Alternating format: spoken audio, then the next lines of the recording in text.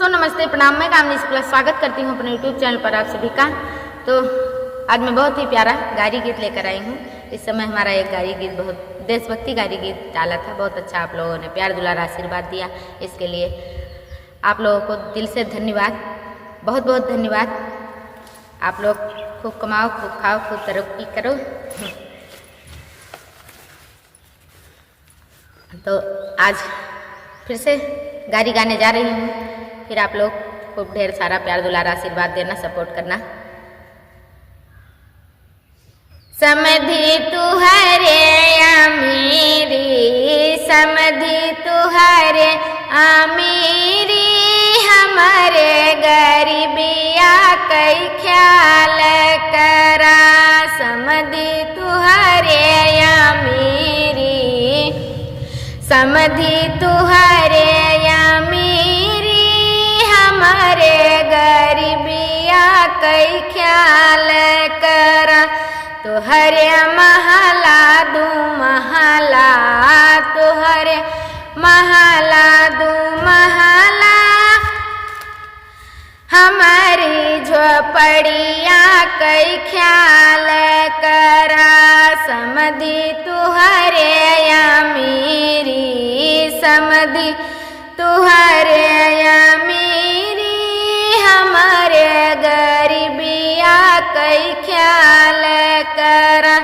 तुहरे पूड़ी कचौड़ी, तुहरे पूड़ी कचौड़ी, हमारे मकुनिया कई ख्याल करा।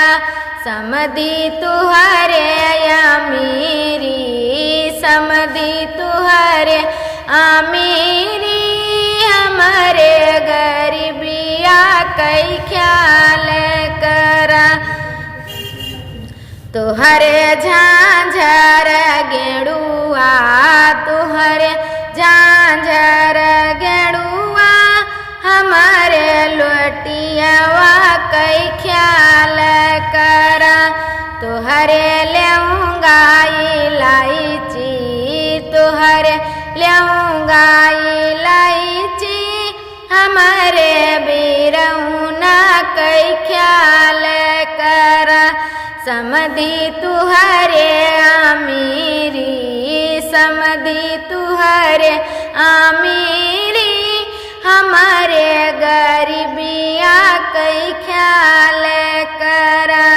तुहरे गैया भैंसिया, तुहरे गैया भैंसिया, हमारे पड़ौना कई ख्याल करा। समधी तुहरे अमीरी, समधी तुहरे अमीरी, हमारे गरीबिया कई ख्याल करा। तुहरे गदा गलैचा, तुहरे गदा गलैचा, हमारी कथरिया कई ख्याल करा। समधी तुहरे